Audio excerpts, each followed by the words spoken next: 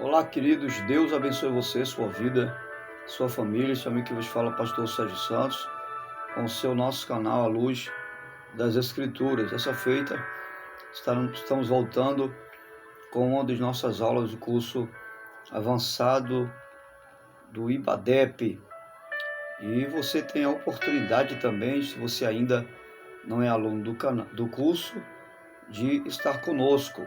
Entre em contato com o seu nosso curso pelo número 8512-1502, 8512-1502.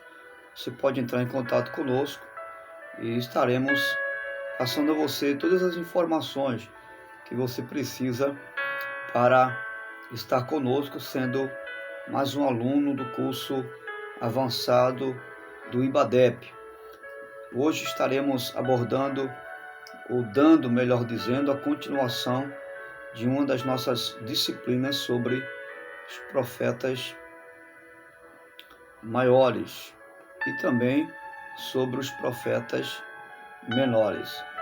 E, claro, a disciplina em si trata-se do Antigo Testamento, né? 3, que estaremos abordando esses pontos acerca dos profetas maiores e, é claro, também dos profetas menores.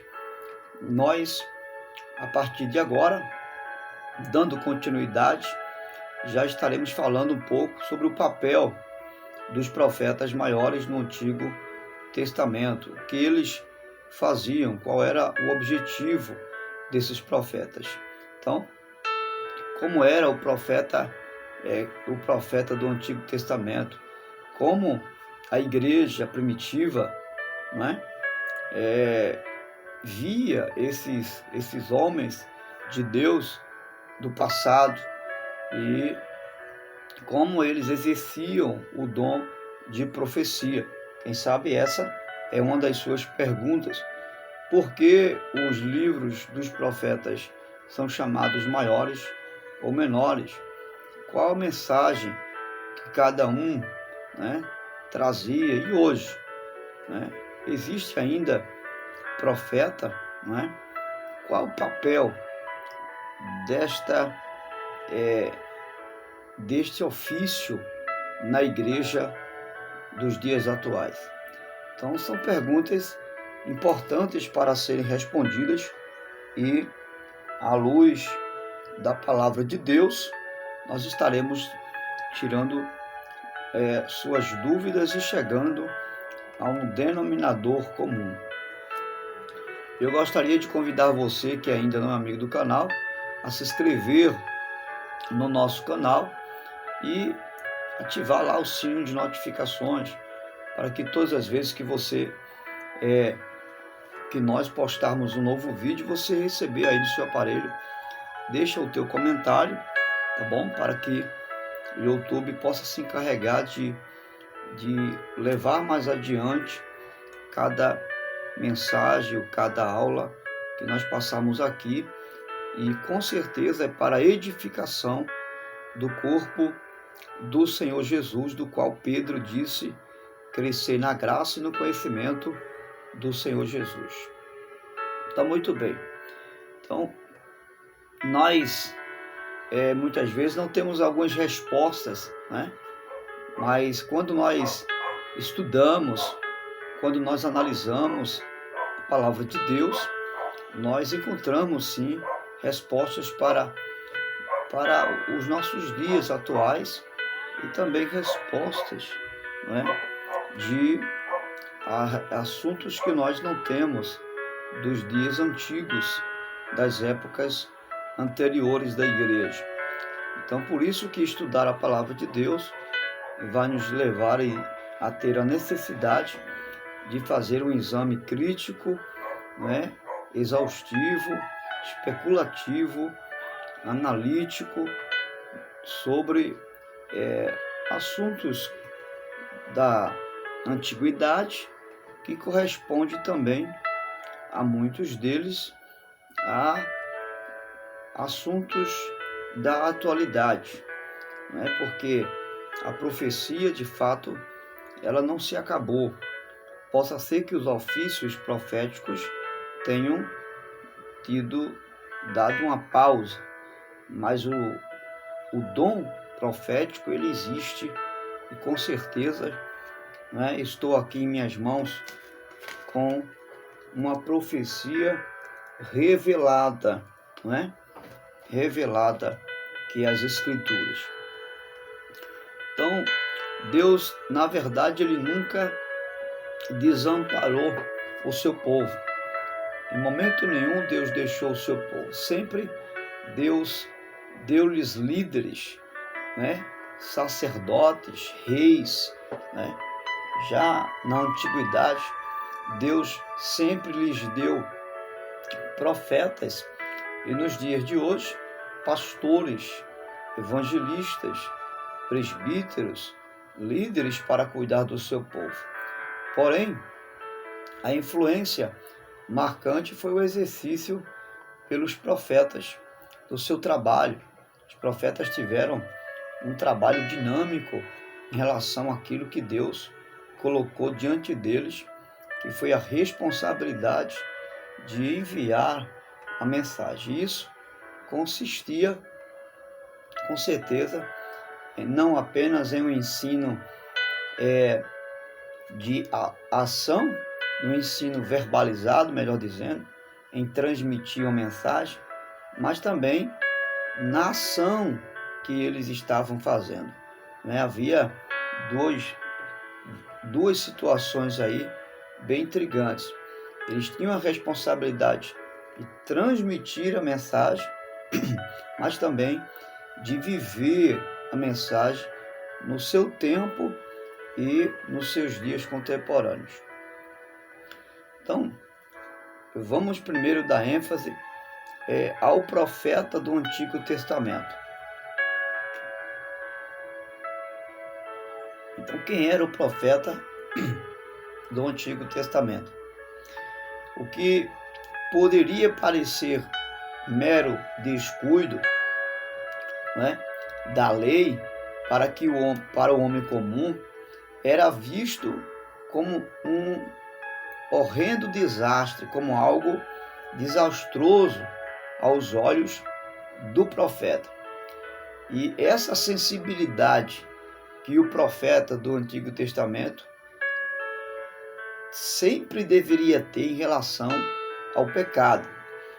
Enquanto o povo olhava para o pecado como algo normal, como algo insensível por parte do povo, o profeta, ele tinha a incumbência de olhar, de ver essa realidade totalmente de forma desastrosa. Ou seja, enquanto o povo não tinha sensibilidade do pecado, o profeta sentia o pecado na sua pele. Nós temos aí uma referência no capítulo 2 de Jeremias, em versículo 12 e 13. O profeta não somente ele ouvia a voz de Deus, né, como sentia isso no seu coração. Então o profeta, ele ouvia a voz de Deus, mas também tinha sensibilidade daquilo que Deus queria para o povo, né? E o seu coração lhe confirmava isso. Nós temos uma referência em Jeremias 6 e versículo 11. Vamos ler essa parte? Capítulo 6 e versículo 11. Jeremias. Olha o que diz a palavra de Deus. Mas a ira do Senhor dentro de mim transborda, já não posso retê-la. Então o profeta sentia a ira de Deus dentro dele, consoante ao pecado do povo. Então você vai observar que tal sentimento era consequência de um estreito relacionamento que o profeta tinha com Deus. Ele sentia o que o próprio Deus sentia. Interessante isso, né? E você vai observar que o tratamento de Deus com o profeta é justamente isso.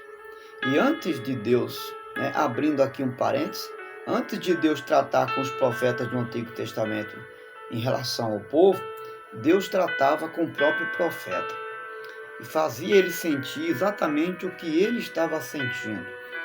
Exemplo do cinto de linho, né, que era um elemento de honra para o profeta, né? E Deus manda ele colocar o cinto entre as rochas, deixa lá com o tempo, para depois ir buscar esse cinto, e esse cinto depois é colocado na cintura do profeta, e Deus lhe ordena entrar na cidade com o cinto podre na sua cintura. E é claro, isso era desonra, vergonhoso para o profeta, mas era uma mensagem de Deus para o profeta, dizendo que era exatamente isso que ele estava sentindo em relação a o que o povo estava fazendo. Deus estava envergonhado com o povo e queria que o profeta sentisse essa mesma vergonha. Então, é isso que consta aqui em Jeremias 6, versículo 11. Então, o que é que nós vamos perceber? Que era dessa forma que compreendia melhor do que ninguém os propósitos de Deus. Os profetas entendiam a mensagem de Deus antes do povo mesmo compreender. E Deus usava esse método de sentimento em relação a aquilo que ele queria que o povo sentia. Ainda a mensagem dos profetas, né? Porque nós falamos sobre o comportamento do profeta em relação ao que Deus queria para transmitir ao povo. Agora, a mensagem dos profetas normalmente continha muitas advertências, né, aos que colocavam sua confiança em outras coisas do que mesmo na pessoa de Deus.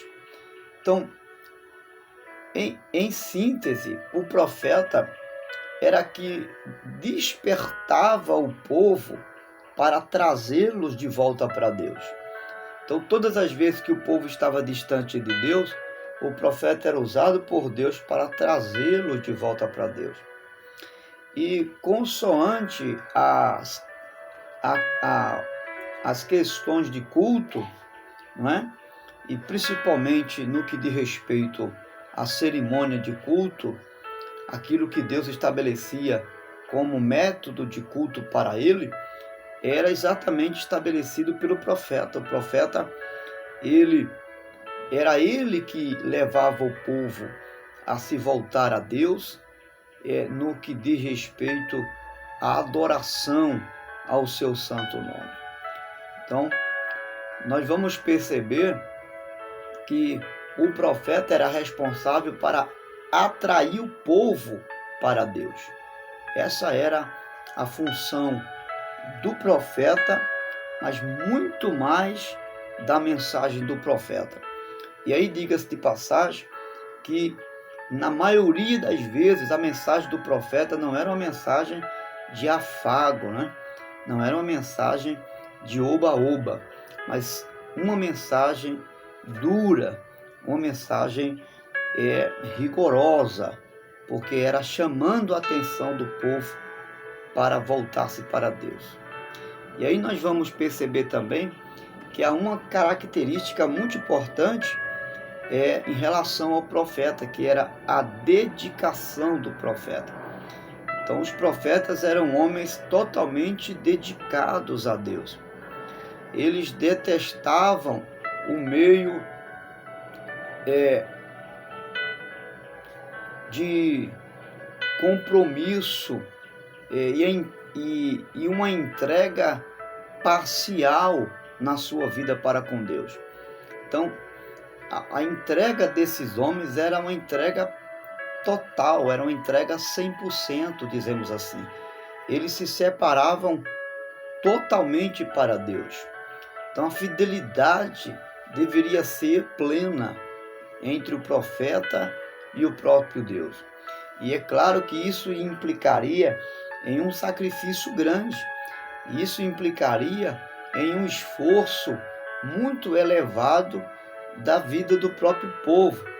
Então, O povo não tinha uma vida como vivia a vida do profeta. O profeta era um homem separado, mas um homem onde ele se submetia a muitos sacrifícios para ser usado pelo poder de Deus. Então os profetas não aceitavam, né, uma sociedade injusta, eles não aceitavam, vamos dizer, nos dias de hoje, uma propina, eles não aceitavam barganhar com Deus, eles não aceitavam nenhum tipo de manipulação em relação à mensagem de Deus que Deus colocava no coração deles. Ainda que eles fossem rejeitados pelo povo, ainda que eles fossem negados pelo povo, ainda que fossem até mesmo apedrejados e mortos pelo povo, eles não aceitavam fazer diferente, falar diferente daquilo que Deus falava aos seus corações. Essa era a posição desses profetas. Então, e o contexto em que muitos deles viviam era um contexto de injustiça social, de injustiça moral, era um contexto de decadência espiritual, era um contexto de distanciamento do povo em relação a Deus. Esse era o contexto em que vivia o povo de Deus e em que os profetas eram enviados para trazer o povo de volta para Deus. Eles pregavam também contra a bajulação aos abastardos, né? Eles pregavam contra o posicionamento do povo de Deus em relação à idolatria. Eles não aceitavam nenhum tipo de barganha ou facilidades para levar o povo a Deus. Eles, de fato, na íntegra, a ponto, eles levavam a mensagem que Deus lhes entregava para o seu povo. E aí nós temos uma referência em Amós, no capítulo 1, capítulo 6 também, em Malaquias, quando vai repreender o povo porque estão retendo aquilo que é de Deus. Em muitas outras passagens bíblicas vamos observar isso. E a pergunta que não se cala é: você e eu somos um tipo de profeta que aceitamos barganha, aceitamos flexionar a mensagem do Senhor para ser aplaudidos, ou nós não aceitamos barganha e a mensagem que Deus nos dá nós entregamos ao povo? Quem somos nós nesse contexto? Isso é importante nós analisarmos para não sermos um profeta indolente, mas viver um ofício verdadeiro como aquele que foi chamado para profetizar a mensagem do Senhor. E ainda, tendo esse contexto dos profetas do Antigo Testamento, qual foi o posicionamento da igreja primitiva em relação aos profetas que lhe surgiram já na sua época? Porque no século I, a gente sabe que o ofício de profeta foi até João Batista, como Jesus mesmo falou, a voz profética, a última voz profética, no sentido do ofício profético, foi até João Batista. Mas o dom de profecia, ele ainda continua, O dom de profecia ainda continua. A mensagem profética está conosco, que é as Escrituras, mas o dom de profecia, ele ainda existe. E no Novo Testamento não há, nós vamos observar isso, o ofício como havia no Antigo Testamento. No Novo Testamento não há. Já na chegada da igreja primitiva, a gente vai ver isso. Mas nós vamos perceber que, embora não haja o ofício do profeta, né, mas existe o dom profético, ou seja, o dom de profecia. Em 1 Coríntios, capítulo 12, do versículo 28 e 29, Paulo vai falar sobre isso. 1 Coríntios, capítulo 12, versículo 28 e 29. Olha o que Paulo vai dizer.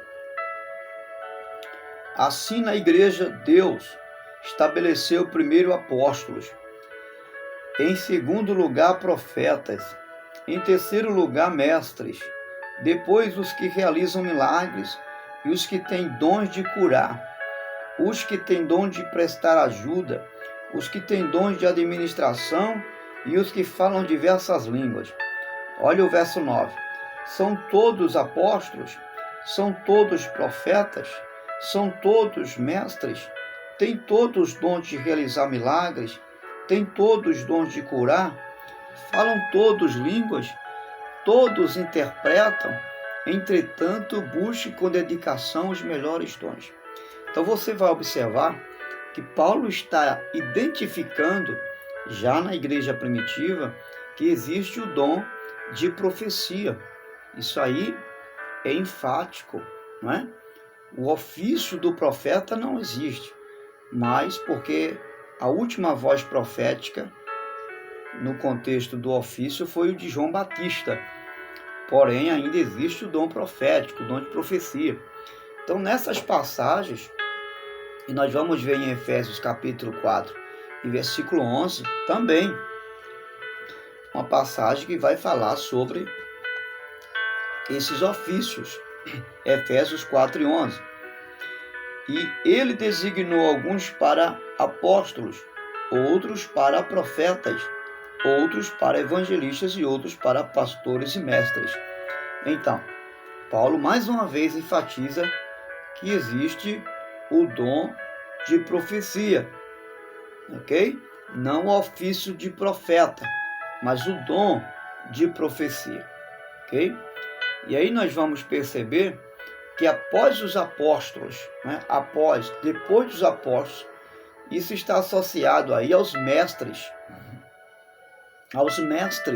E Paulo vai falar sobre esses mestres aí, como se vê na igreja de Antioquia, no capítulo 13 e versículo 1. Paulo vai dizer que existe ali mestres, que são os educadores, aqueles que foram levantados com a sabedoria de Deus para ensinar, para educar, né, à luz da profecia, que é a revelação que foi dada aos apóstolos do Senhor Jesus, ok? Então, era também considerado os alicerces, né? Esses mestres, né, ligados aos apóstolos, eram os fundamentos da igreja. Os ensinos dos apóstolos, né, são os fundamentos da igreja. Então havia nesse período, inclusive, a igreja de Antioquia foi a primeira igreja, né, a se erguer ali como a igreja, né, primitiva. A igreja primitiva foi uma das primeiras igrejas daquela época ali no continente europeu, na Antioquia, né, que é já na área, né, do Oriente Médio. Então nós vamos perceber aí em Efésios 2 e 20 todas essas referências, e que esse dom profético era justamente para a edificação da igreja. Então nós vamos perceber que os profetas no Novo Testamento, eles tinham como função a proclamação e a predição, né? Ou seja, eram canais através dos quais Deus transmitia, né, de uma forma especial, orientava a igreja de uma forma especial. Por exemplo, foi o que aconteceu com um dos discípulos que era considerado como um profeta, chamado Ágabo, Ágabo, em Atos dos Apóstolos, se você for olhar no capítulo 11, de versículo 28, nós temos ainda uma outra referência no capítulo 21, verso 10 e 11. E Judas e Silas, está em Atos capítulo 15 e versículo 32. Esses homens eram usados pelo Espírito Santo, segundo registra o livro histórico de Atos dos Apóstolos, que é a história da igreja primitiva. Eles eram usados pelo Espírito Santo com esse dom profético, não é? E tinham o objetivo definido em uma atuação que era justamente para edificar a igreja. A gente vai encontrar isso em 1 Coríntios, capítulo 14, versículo 3. Capítulo 14 de 1 Coríntios e versículo 3. Olha o que diz. Mas quem profetiza faz para edificação, encorajamento e consolação dos homens. Então, Deus levantava já naquela época, no início da igreja primitiva, esses homens que profetizavam, ensinavam para edificação, exortação e consolação, tornando aí responsáveis pela pregação da mensagem completa contra o pecado e sobre a salvação, alertando, orientando sobre a ira e a graça de Deus já derramada no seu tempo por meio do nosso Senhor e Salvador Jesus Cristo. Então, esses profetas, né, a exemplo de Ágabo, a exemplo de Silas, né, e de outros discípulos que eram assim considerados e chamados, né, eram os mestres ensinadores da época, né, que tinham o dom da profecia e que esse dom tinha a objetividade de edificar, exortar e consolar a igreja. Então os profetas do Novo Testamento, eles eram, ou melhor, eles, e é bom fazer essa observação aqui, que eles não traziam com esse dom profético nenhuma nova fonte de doutrina, ok? O dom profético, ele não traz novas doutrinas, não, senhor. Pelo contrário, ele vai confirmar o que já está revelado nas Escrituras. Exemplo do que Paulo vai dizer em Efésios, que nós temos recebido dos apóstolos o fundamento, que é a palavra, o ensino dos apóstolos, como fundamento e exercício da nossa fé, que é a revelação que foi dada pelo Senhor Jesus, tá certo? Então, esse dom profético, ele não traz uma nova doutrina. Se assim acontecer, essa profecia, ela é falsa, essa mensagem, ela não é de Deus, ok? Então, eles não eram fontes de uma verdade doutrinária, ok? Ou de uma nova verdade doutrinária, certo? A ser ensinada ou absorvida pela igreja. Mas eles eram expositores, eles eram transmissores da verdade que tinham recebido, ok? Então isso é importante entender. Já revelada na pessoa do Senhor Jesus pelos apóstolos, ok? E isso é uma verdade, é um princípio do fundamento da igreja. E um dos princípios do fundamento, não só da igreja, mas do cânon do Novo Testamento, Quando o Novo Testamento foi canonizado, um dos fundamentos para a aceitação da canonização era exatamente essa. Eles aliavam os escritos que eram canonizados pelos ensinos dos apóstolos recebidos pelo Senhor Jesus, ok? Então eles eram dotados do dom sobrenatural de conhecer e com essa liberdade de revelar os segredos do coração humano, ok? 1 Coríntios, capítulo 14, do versículo 24 e verso 25. Vamos ler essa parte para a gente entender? Olha o que diz. Mas se entrar algum descrente ou não instruído quando todos estiverem profetizando, ele por todos será convencido de que é pecador e por todos será julgado. E os segredos do coração serão expostos. Assim ele se prostrará, rosto em terra, adorará a Deus e exclamando: Deus realmente está entre nós, ou entre vocês. Então, esse dom profético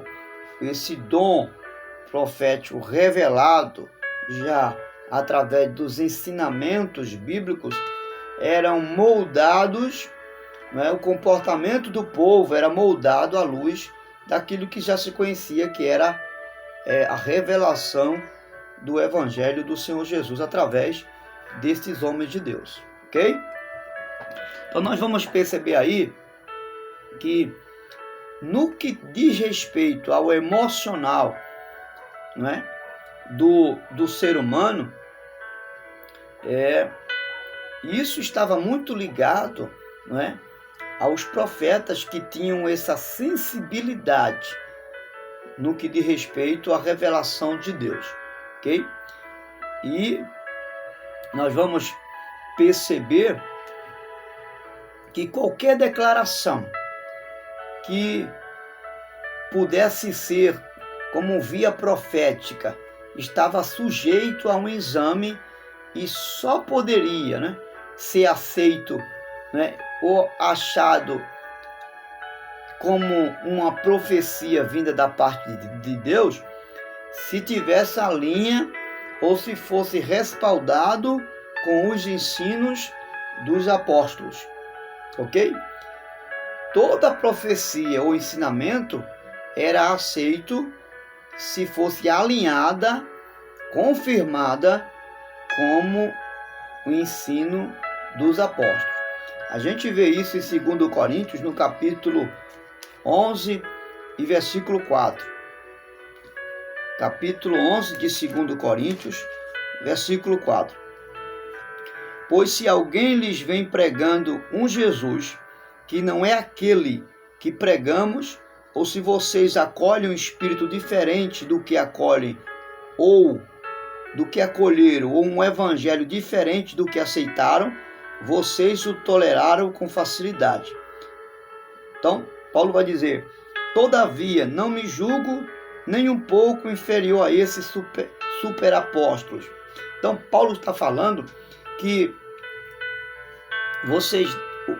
os irmãos da sua época, a igreja, deveriam avaliar, analisar os ensinamentos que eram passados para eles, se eram de acordo com os ensinamentos que ele havia passado. E de acordo com os ensinamentos não só de Paulo, mas dos outros apóstolos também. E Paulo manda eles alinhar exatamente a isso aí. Então, era assim, dessa forma, que a igreja, ela julgava as mensagens que eram transmitidas por esses profetas, que eram assim designados no Novo Testamento como a chegada da igreja primitiva. E aí a gente vai perceber algo muito interessante, que o profeta na igreja hoje, a gente não pode perder essa direção aqui. Preste atenção nisso. O profeta na igreja hoje, né, ele não pode perder a noção de que a responsabilidade da igreja local está sob a direção de um líder espiritual, ok? Então, hoje existe profetas em nosso meio? Existe. O pastor é o profeta da igreja. O obreiro, o líder, é um profeta da igreja, porque ele é um responsável por ensinar a igreja. O profeta é aquele que recebe a mensagem para transmitir a mensagem, ok? E aqui não tem um contexto apenas de uma revelação do futuro, mas de uma revelação real e presente de hoje, ok? Então, ele recebe essa direção de Deus. E podemos chamar hoje de um pastor de um profeta. Ele é o profeta de Deus. O líder de uma igreja, ele é o profeta de Deus, ok? Então, ele e tantos outros que possam auxiliar o pastor nessa linha pedagógica de ensino, de instrução, ok? Ele também se coloca ali como um profeta, a exemplo de um presbítero, a exemplo do evangelista, a exemplo de um diácono, que pode ser escalado pelo pastor para ensinar, para doutrinar num culto, não é? Para trazer um estudo. Ele ali é um profeta do Senhor, que vai transmitir a mensagem.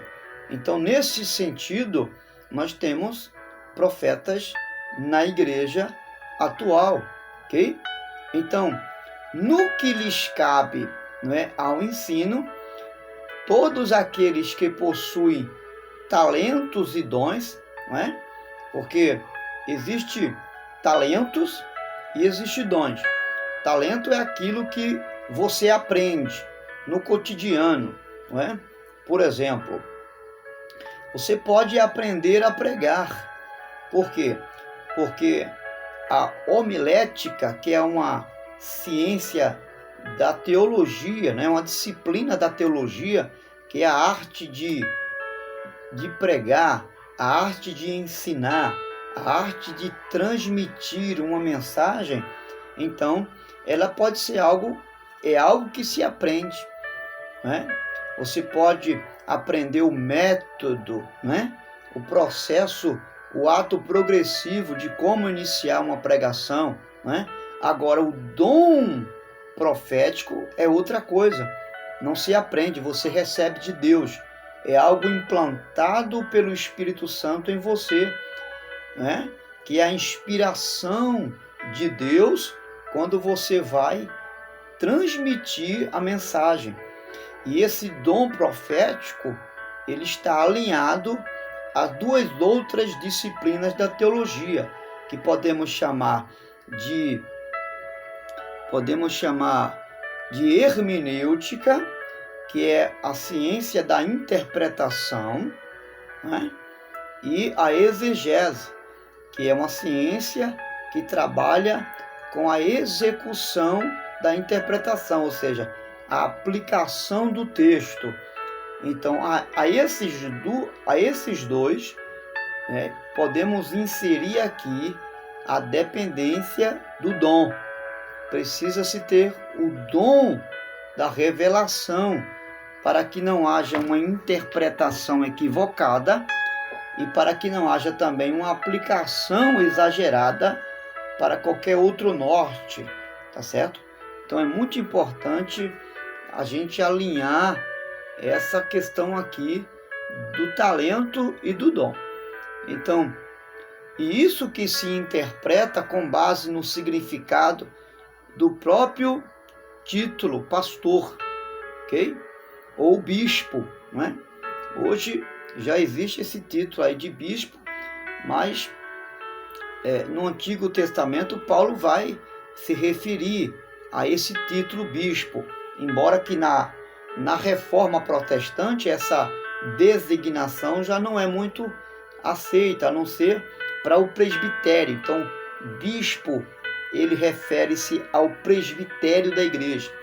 Então, tanto faz você chamar o bispo ou um presbítero, ele recebe essa mesma linha de designação no que diz respeito ao chamado, à vocação, podemos dizer assim, okay? Como está escrito lá em Atos, capítulo 20 e versículo 28.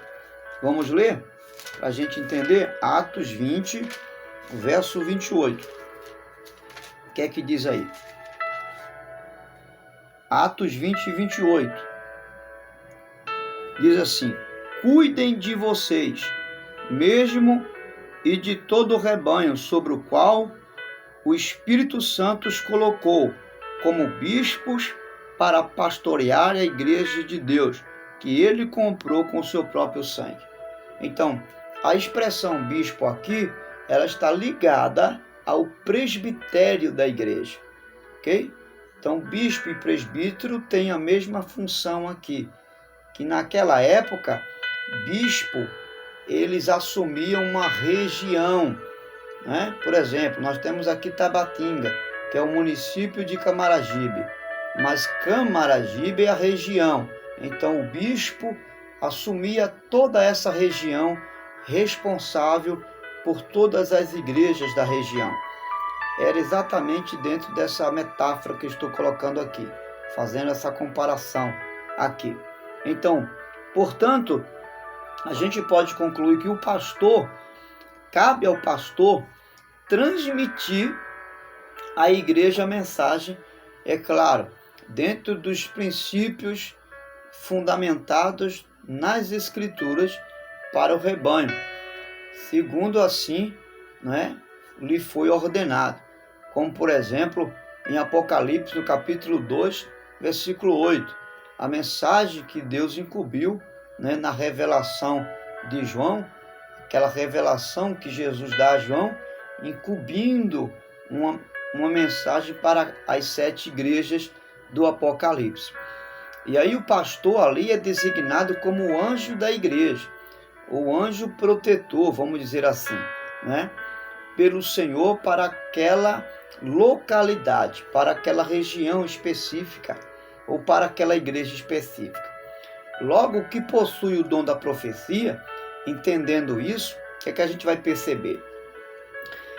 Ele deve alinhar-se com o pastor, né? O presbítero, o evangelista, eles não têm que ter uma nova doutrina além daquela que o pastor, como líder oficial, está transmitindo. Ele pode transmitir exatamente a mesma mensagem que o pastor está transmitindo, ou seja, a linha doutrinária, ok? A mesma linha doutrinária deve ser transmitido também por aqueles que estão ali auxiliando o pastor, ok? Isso é importante compreender para que não haja nenhuma divergência de doutrina, ok? Por exemplo, o fato de você ter uma compreensão sobre um texto bíblico, né, diferente do seu pastor, não quer dizer que você venha criar uma nova doutrina. Não, você deve respeitar a doutrina, né, que é o regime interno da igreja, respaldado nos fundamentos dos apóstolos, que é do Senhor Jesus, e continuar ensinando esse princípio doutrinário que o pastor está passando para a igreja. Então, respeitar esse princípio é importante para que haja um bem comum, né? Para que haja um crescimento no meio da igreja, ou seja, você comungar, ter a mesma linguagem do seu pastor com respeito à doutrina, ok? Não quer dizer que você não possa entender, ter uma interpretação diferente, mas desde que não fuja dos princípios fundamentais do Evangelho, ok? Então, para nós concluirmos com essa nossa palavra sobre os profetas do Antigo Testamento e sobre também os profetas a exemplo da igreja primitiva e dos dias atuais, nós precisamos deixar claro que os profetas canônicos, né? Os profetas canônicos existiram. Quando eu falo canônico, eu estou falando do Antigo Testamento. Eles existiram até João Batista, ok? Está lá em Mateus capítulo 11, versículo 13. Mas no Novo Testamento, portanto, na igreja atual, há o dom de profecia. Nós falamos isso já a princípio. O ofício profético foi até João, mas o dom de profecia continua, que é concedido por quem? Pelo Espírito Santo, concedido pelo Espírito Santo, que habita na vida e dentro de cada crente. Está lá em 2 Coríntios, capítulo 6, versículo 16. Essa passagem aí, vamos ler isso? Vamos ler essa passagem? 2 Coríntios, capítulo 6, verso 16. Diz assim: vocês não sabem que aquele que se une a uma prostituta é um corpo com ela, pois, como está escrito, os dois serão uma só carne. Mas aquele que se une ao Senhor é um espírito com ele. E aí Paulo vai fazer menção, fazer uma distinção, uma comparação daquele que se une ao meretriz e daquele que se une ao Senhor. Está dizendo que nós que nos unimos ao Senhor somos um só corpo no Senhor, ok?